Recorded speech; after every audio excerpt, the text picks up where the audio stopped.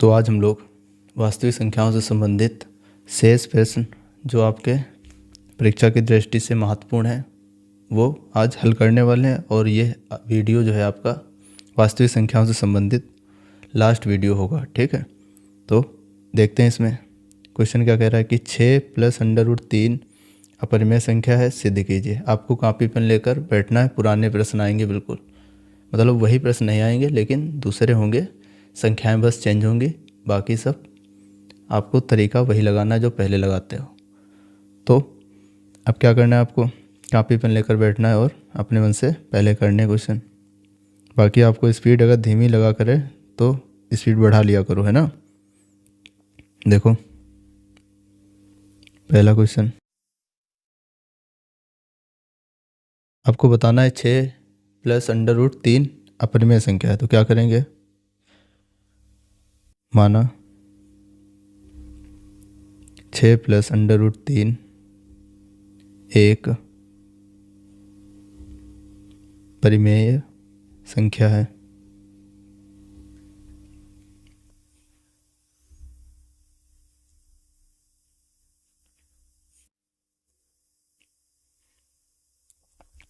इसमें का एक जरूर आएगा, याद रखना, ठीक। इसलिए इसको हम लोग P/Q के रूप में लिख पाएंगे।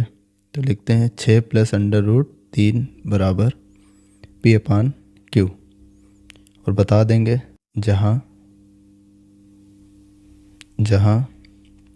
P व Q दोनों आपके क्या हैं, क्या होते हैं, पूर्णांक, दोनों पूर्णांक हैं। फिर आगे पूर्णांक हैं, वह हर में 0 नहीं होना चाहिए ना, तो वह Q ≠ 0, ये हो गया। अब आगे क्या करते थे हम लोग, अंडर रूट वाली संख्या को यहीं रखते हैं और 6 को हम लोग राइट तरफ लाते हैं। देखो पक्षांतर कर रहे हैं, ठीक। तो क्या हो जाएगा, P/Q, 6 उधर प्लस का था, इधर आएगा माइनस का हो गया। अब थोड़ा इस भिन्न को हल करते हैं। तो कैसे करेंगे, P इसके नीचे एक होता है, इसकी गुणा तिरछी होते हैं ना, लास्ट बार बता रहे हैं। अगला क्वेश्चन आएगा ऐसा ही, तो उसमें हम नहीं बताएंगे ये, ठीक। तो देखो पहले 1 की गुणा P के साथ करें तो ऐसा हो जाएगा, फिर आगे माइनस चिन्ह है लगा दिया, फिर Q की गुणा 6 के साथ क्या हो जाएगा, 6 गुणा Q बटे में आपका क्या रहने वाला है, Q, ठीक। देखो आगे √3 P1 जा P -6Q अपान में बचेगा आपका Q। अब हम देख रहे हैं कि P - 6Q क्या होगा, ये भी एक पूर्णांक होगा, ऐसा बता चुके हैं क्यों होता है, ठीक। तो यहाँ क्या लिखने वाले हैं हम लोग, पूर्णांक बटे पूर्णांक, क्योंकि तुमको पता होना चाहिए कि किसी भी पूर्णांक में अगर हम पूर्णांक को जोड़ते या घटाते या गुणा या भाग करते हैं, ठीक, तो हमें सदैव क्या मिलता है, पूर्णांक ही मिलता है। तो 0 को छोड़कर, 0 का भाग नहीं लगाते हैं, ठीक। तो दोनों चीज़ें पूर्णांक हो गई अंश और हर में। और इधर √3 लिखा है, और √3 क्या होता है आपका, एक अपरिमेय संख्या होती है। क्या होती है, अपरिमेय संख्या। तो यहाँ क्या हो जाएगा, इसलिए √3 एक परिमेय संख्या है, होती है परिमेय, लेकिन यहाँ हमने पूर्णांक बटे पूर्णांक लिख दिया। देखो पूर्णांक अपान पूर्णांक, इसका मतलब ये तो हमने परिमेय सिद्ध कर दिया, जो कि गलत है। गलत है कि नहीं, तो एक परिमेय संख्या है। परिमेय संख्या है।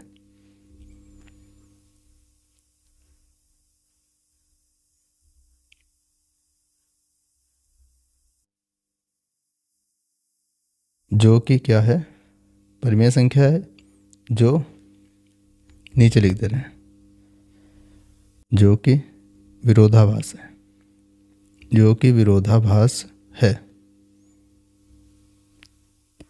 विरोधाभास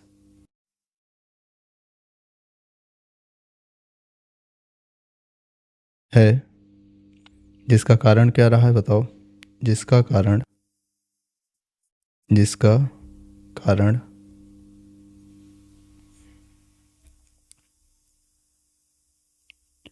हमारी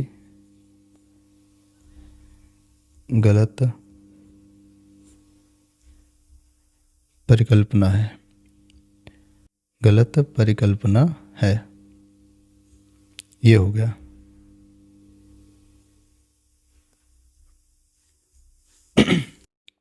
फिर आगे देखते हैं। अतः क्या कह देंगे हम लोग? अतः √3 एक अपरिमेय संख्या है, अपरिमेय संख्या होगी, अपरिमेय संख्या होगी। अतः या तो हम लोग ऐसा कर लेते हैं, इसलिए यहाँ ठीक, इसलिए √3 एक अपरिमेय संख्या होगी। फिर आगे क्या बता दें? अतः अपरिमेय संख्या में कोई संख्या जोड़ी भी जाती है तो क्या हो जाती है? तब भी अपरिमेय मिलती है। अतः 6 + √3 भी एक अपरिमेय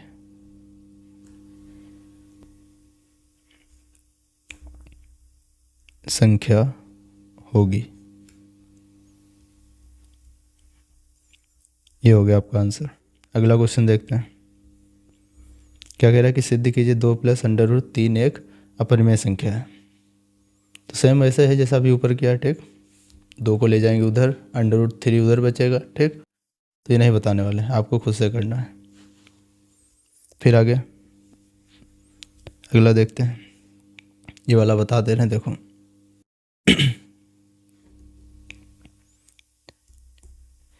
इसमें आपका हल भी लिखा हुआ है, ठीक। तो उसको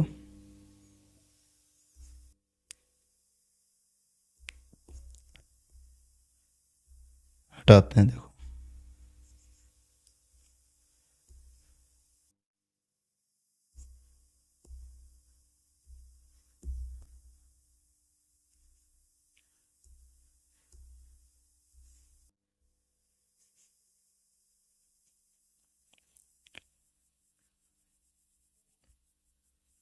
लिखा रहने दें, चलो लिखा रहने दें, काम ऐसे करना है ना, ठीक। देखो तो हल में क्या करेंगे हम लोग?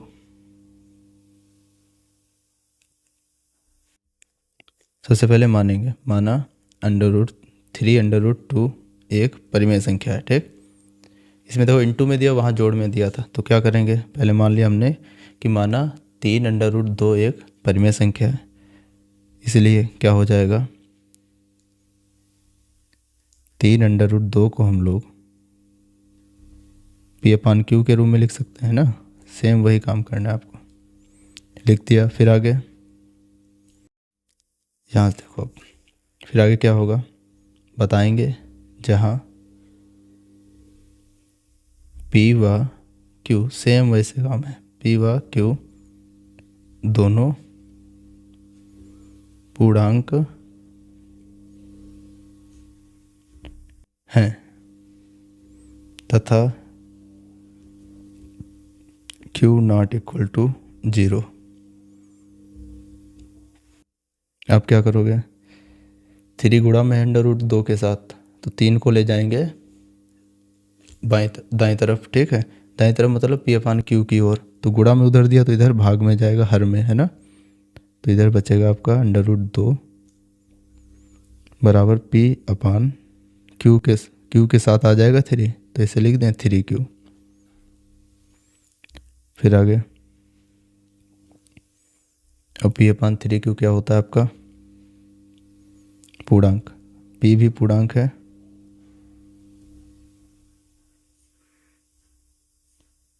और बटे में 3Q भी आपका पूर्णांक होगा। अब पूर्णांक बटे पूर्णांक आ गया √2 के बराबर। इसका मतलब क्या हो गया?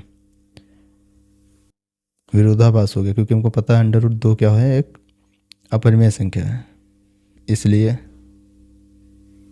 √2 एक परिमेय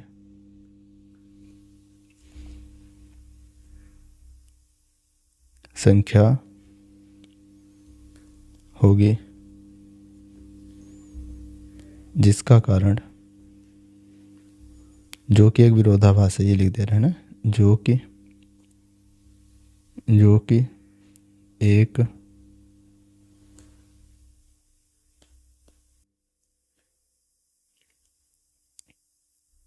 विरोधाभास है। कारण क्या रहा है इसका, लिखते हैं जिसका कारण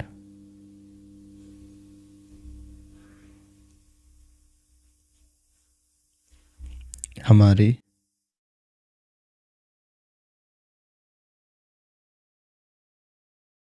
गलत परिकल्पना है।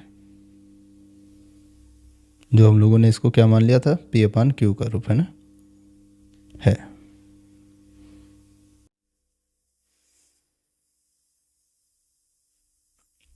इसलिए √2 एक अपरिमेय संख्या होगी।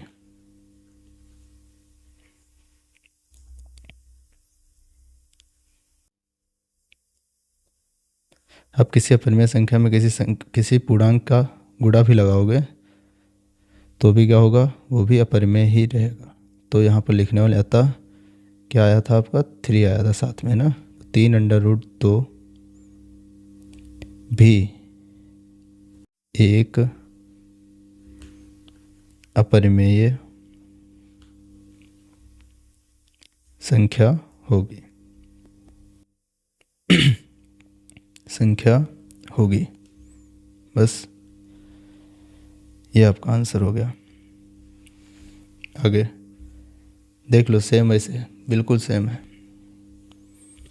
अगला क्वेश्चन देखते हैं। ये माइनस वाला दिया है, इसमें भी कोई दिक्कत नहीं, सेम वैसे ही करना है आपको। कि ये भी करके दिखाते हैं, देखो देख लो माइनस वाला भी।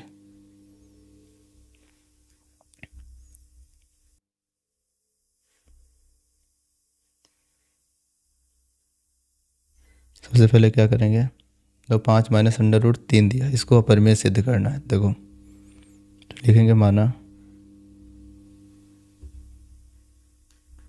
5 माइनस √3 एक परिमेय संख्या है।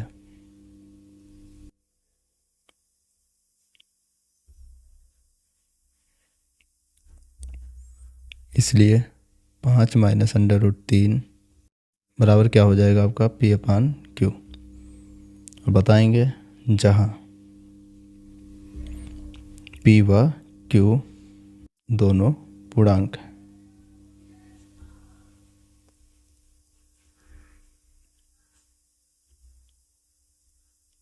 व क्यू बराबर नहीं है किसके, 0 के, क्यू नॉट इक्वल टू 0।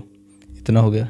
अब यहाँ क्या करेंगे, अंडर रूट तो माइनस का दिया तो कोई दिक्कत नहीं, अंडर रूट का आपके पक्षांतर कर दो, अंडर रूट को दाईं तरफ ले जाओ, पी अपान क्यू को बाईं तरफ ले आओ, बस सेम वही काम रहने वाला है। तो देखो इसको इधर लाते हैं और इसको इधर ले जाते हैं, तो देखो क्या हो जाएगा, 5 आपका दिया है और पी अपान क्यू इधर आ चुका है, उधर चला जाएगा √3 प्लस का हो जाएगा, है ना। अब आगे क्या होने वाला है, देखो √3 तो ऐसे रखेंगे, है ना। इसमें अब वैसे भिन्न से हल करेंगे, जैसे भिन्न हल करी जाती है। तो करते हैं, क्या हो जाएगा, 5q माइनस पी अपान क्यू। और ये किसके बराबर होगा, पूर्णांक के। बताया था पूर्णांक कुछ भी हो सकता है ना, यहाँ वैल्यू पता है नहीं पी और क्यू की, तो कुछ भी हो सकता है, बस पूर्णांक ही रहेगा। लेकिन ये हो गया। फिर आगे देखो अब √3 आ गया, पूर्णांक बटे पूर्णांक, तो अब वही कहानी लिखनी है पूरी। तो आपको क्या करना है, लिख दें, लिख लेना, ऊपर लिखा हुआ है ना कि √3 एक परिमेय संख्या होगी, ठीक, पूरी कहानी।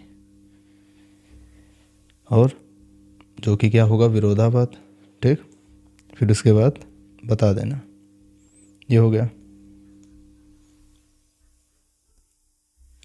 अगला क्वेश्चन देखो,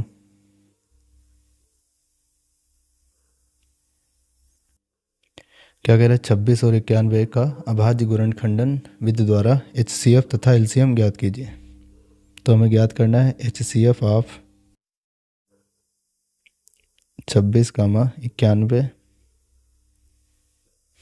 और क्या ज्ञात करना है, LCM ऑफ 26, 91 बराबर क्वेश्चन मार्क। देखो सबसे पहले क्या करेंगे, इनके अभाज्य गुणनखंड करेंगे। देखो ज्ञात करते हैं।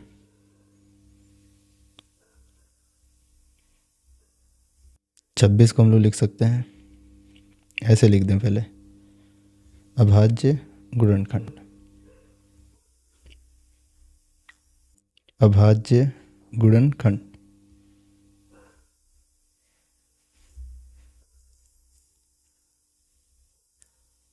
26 को क्या लिख सकते हैं, 2 गुणा 13,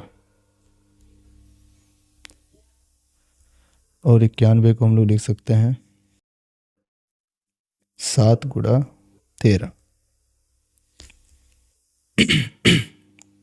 फिर आगे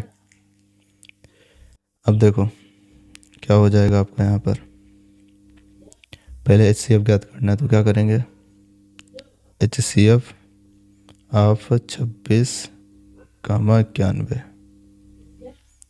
तो इसमें आपका हो जाएगा, यहाँ पर HCF ज्ञात करा जाता है तो क्या करते हैं, उभयनिष्ठ गुणनखंड में देखो, उभयनिष्ठ गुणनखंड दोनों संख्याओं में कौन है, और उसमें से जिसकी घात कम हो उसको उठाते हैं। तो देखो यहाँ 13 दिख रहा है दोनों में, और कोई संख्या नहीं दिख रही, तो 13 को उठा लेंगे जिसमें से घात अधिक हो, मतलब कम हो।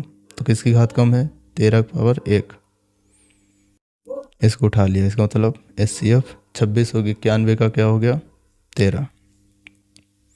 फिर आगे LCM ज्ञात करते हैं।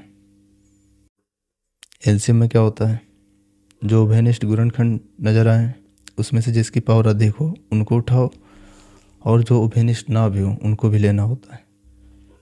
तो 13 ले लिया हमने, और 7 भी आ गया, और 2 भी आ जाएगा। तो आपका कितना आएगा, 13 7 91 गुणा 2,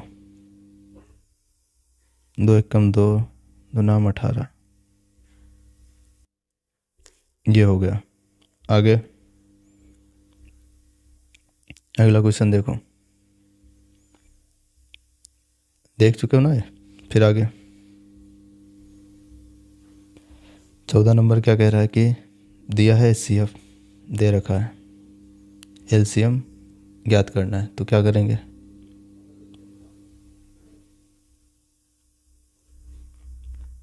HCF ऑफ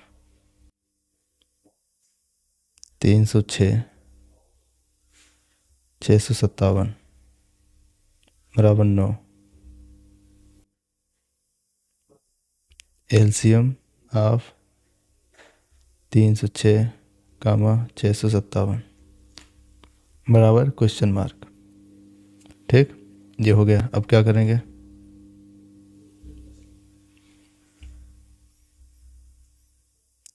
दोनों संख्या दी हुई है, A मान लेते हैं, ऐसे है ना, माना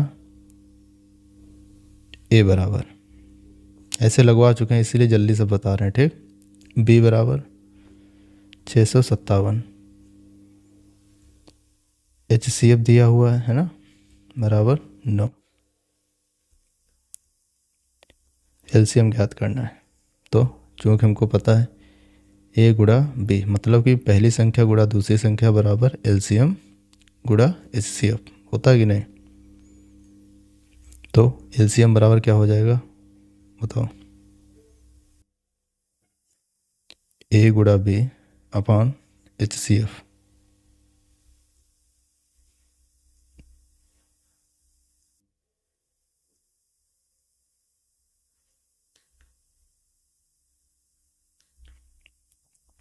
छः सौ सत्तावन बटे HCF है आपका 9, हम 9 से विभाजित करते हैं। देखो 306 कटेगा 9 से, 9 1 कम 9, 9 3 27 बचा 3, 36 हुआ, 9 चौक 36,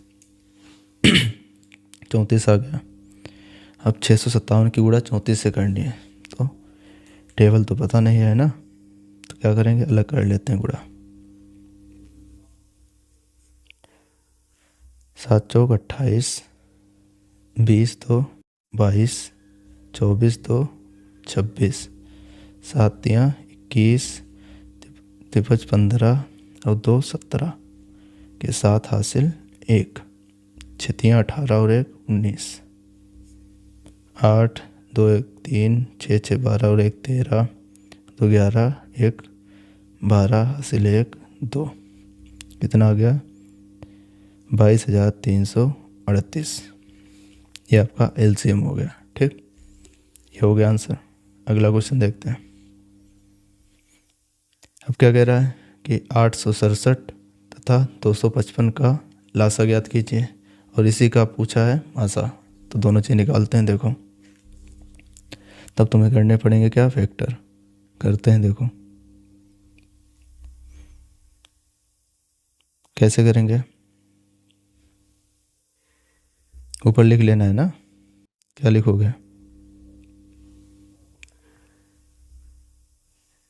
वही HCF ऑफ जो कुछ दिया। ठीक, तो 867 3 से जाएगा, देखो क्योंकि 2 से जाने वाला नहीं है, सम संख्या लास्ट में नहीं दिया ना इकाई स्थान पर, 3 से जाएगा। देखते हैं, 8 6 14 7 21 चला जाएगा, 3 से ले जाते हैं। देखो 3 दूना 6, और फिर 2 बचा 3 वट 24, 2 बचा 3 नाम 27, 289।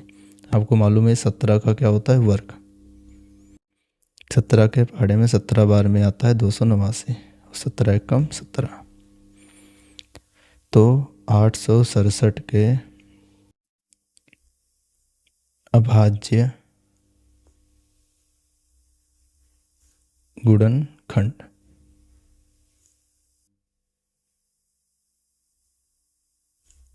बराबर 3 है, 13 नहीं, और 17 है। 17 की पावर 2 लिख दें, है ना, इसमें फ़ायदा रहता है। फंस गया। फिर आगे देखो, 255 दिया आप, 255 किससे ले जाएं, 5 ले जाते हैं। देखो 55 25, 5 एकम 5, 51 जानते हो ना किस में आता है, 17 का पहाड़, 17 आती हैं 51। 3 भी पता है आपको, 3 के पहाड़े में आता है एक बार में। तो 255 के भी अभाज्य गुणनखंड मिल गए, उनको भी लिख लेते हैं। क्या मिला हमको, 3 की पावर 1, 17 की पावर 1 गुणा 5। अब बात कर रहे हैं, अब सब कुछ बता सकते हैं। देखो HCF ऑफ 867 कामा 255। HCF में क्या करते हैं, उभयनिष्ठ गुणनखंड लेते हैं जो दोनों में मिले, और उसमें से जिसकी पावर कम हो उनको उठाते हैं। देखो 3 यहाँ भी है, 3 की पावर यहाँ भी है, 17 भी यहाँ है, 17 भी यहाँ। किसको उठाना है, जिनकी पावर कम हो। तो 3 की पावर दोनों में 1 है, तो किसी एक को उठा लो, ये उठा लिया। देखो ठीक, गुणा 17 की पावर 1 वाला कम है, उसको उठाते हैं। फिर 5 तो नज़र नहीं आ रहा, तो हो गया काम। HCF ज्ञात कर लिया। ठीक, कितना आ गया, 17 आती है 51। अब बात करते हैं LCM की। तो LCM ऑफ 867 255 क्या होगा। देखो LCM में क्या करते हैं, जो उभयनिष्ठ हो उसमें से जिसकी पावर अधिक हो उनको उठाओ। तो 3 तो दोनों जगह सेम नज़र आ रहा है, तो 3 तो उठाने पड़ेगा, उठा लिया। फिर आगे 17 भी दोनों जगह नज़र आ रहा है, तो किसको पकड़ोगे, जिसकी पावर अधिक हो। तो ये 17 की पावर 2 वाले को।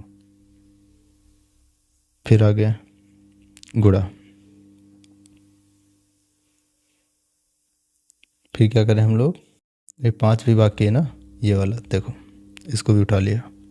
अब गुणा करते हैं, तो इनकी गुणा कर लें इनके साथ। 5 15 गुणा 17 का वर्ग कितना होता है 289, लिख लिया। अब गुणा करते हैं 15 से। 15 नामा 135 के 5 हासिल 13 लगा। फिर 15 अठी 120, 120 और 13 कितना हो जाएगा 133। चेक कर लेना, ठीक। 133 हो गया। अब आगे